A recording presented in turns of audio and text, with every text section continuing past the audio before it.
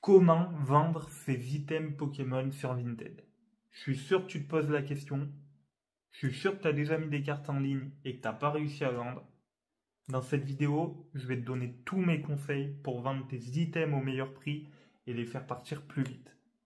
Alors reste bien jusqu'à la fin de cette vidéo. Comment vendre ses items Pokémon sur Vinted?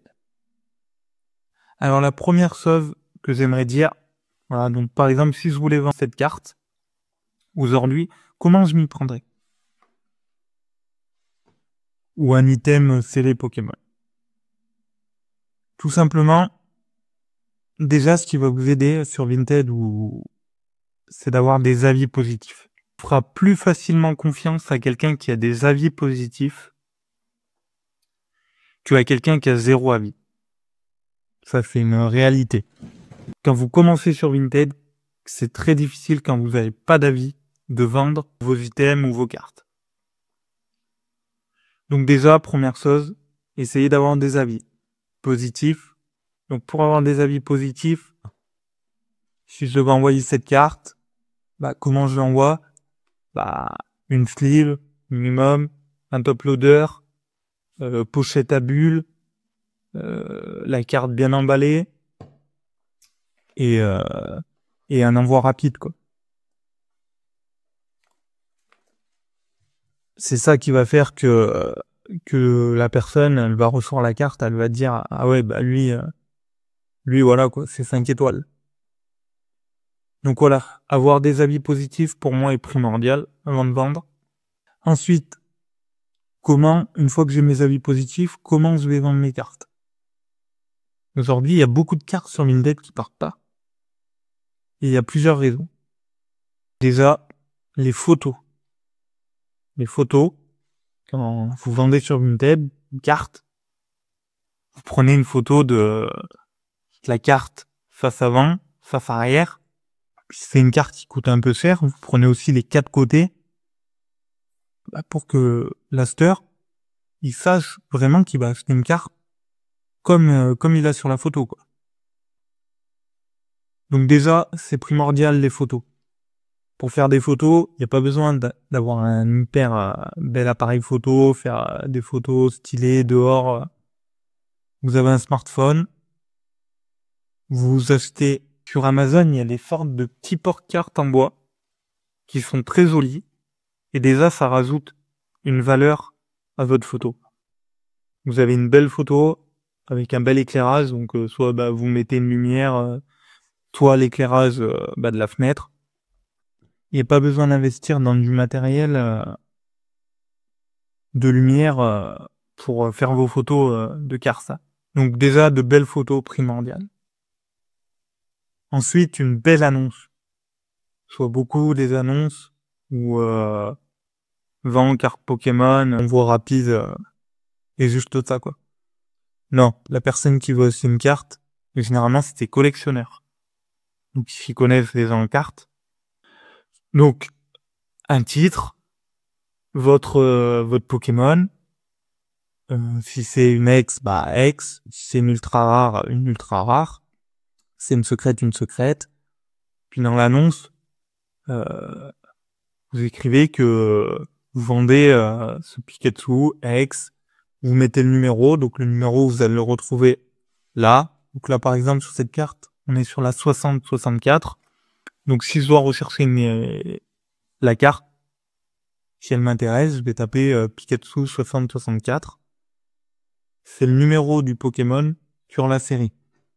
Donc ça va être primordial. Vous pouvez rajouter aussi quel bloc c'est sur la série, écarlate et violet. Vous pouvez rajouter aussi la série. Est-ce que c'est étincelle déferlante? Est-ce que c'est évolution prismatique? Donc, toutes ces informations, déjà, ça vous fait un plus. Ensuite, l'état de votre carte. Ne mettez pas que cette carte, elle est en état near mint, si elle est dans cet état, quoi. Vous voyez, moi, là, c'est une vieille carte que je collectionne. Vous voyez, elle est abîmée là. Je vais pas mettre near mint si je dois la vendre. Mettez réellement comment est votre carte. ça sert à rien de triffer. Ça va juste vous attirer de mauvais avis sur la plateforme. Parce que la personne va recevoir la carte, vous avez marqué qu'elle est neuve, il va la recevoir comme ça, il va dire mais en fait je me suis fait arnaquer. Donc évaluez votre carte. Vous pouvez regarder comment elle est. Hein. Vous voyez si elle est neuve, si elle est abîmée, si elle a des défauts, prenez-la en photo et mettez-la en valeur, les défauts. Moi, ce que je fais quand je prends une photo de ma carte, si elle a des défauts, la carte, un point blanc, je vais le prendre en photo et je vais l'entourer. Donc ça, c'est une très bonne chose à faire. Comme ça, la personne, elle voit où sont les défauts et elle vous la souhaite en connaissance de cause, quoi.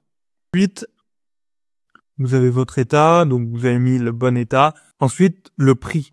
Je vois beaucoup des personnes qui mettent des prix, mais hyper chers, sur Vinted, sur les cartes. Alors, comment on va trouver le prix? Tout simplement, vous tapez la carte, comme je vous ai dit, là on est à 6302.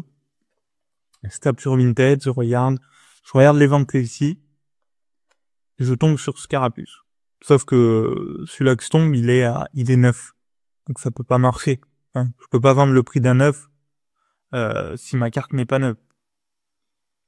Donc vous allez aller regarder sur Card Market. Vous allez taper votre carte, tout pareil. Et puis vous allez mettre l'état réel de votre carte. Puis comme ça, déjà vous allez voir un prix à peu près de l'état de votre carte à combien elle se vend. Comme ça, vous la mettrez au prix juste. Plus le prix sera juste, plus vous aurez de grandes chances de vendre vos items vite.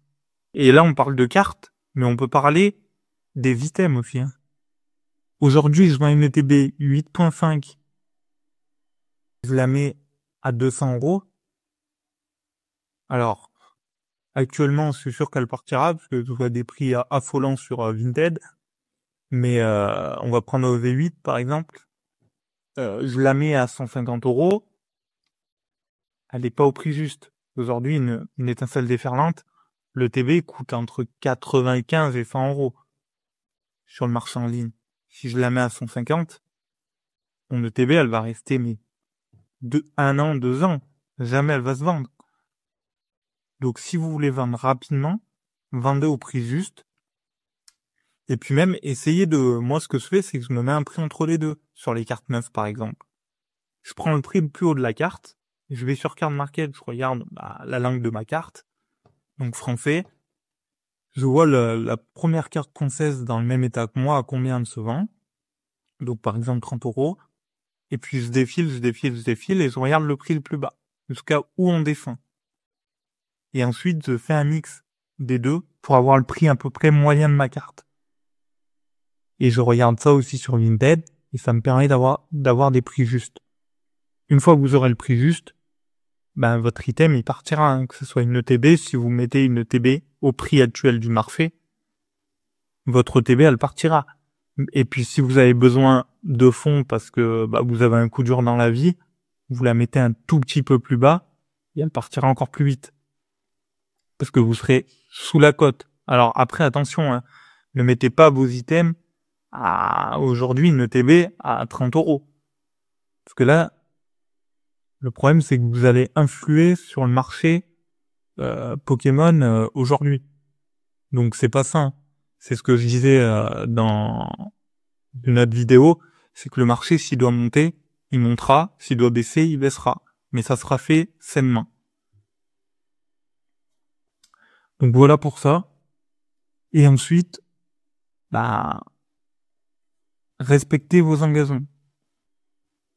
Si moi, sur mon Vinted, je mets envoi rapide sous Chronopost, envoi soigné rapide sous Chronopost sous 48 heures, ça veut dire que sous 48 heures, la carte, elle est envoyée. Et elle est envoyée soignée. Si vous mettez soigné, la carte, elle arrive sans papier bulle, sans top loader, sans sleeve, et que la carte, elle est pliée, ça va pas faire de bons avis pour vous. Donc voilà mes petits conseils pour vendre sur Vinted ou sur d'autres marchés, hein, ça marche aussi sur d'autres marchés. Dites-moi dans les commentaires ce que vous en pensez, si vous avez d'autres conseils pour vendre sur Vinted. Et puis on se retrouve pour une prochaine vidéo.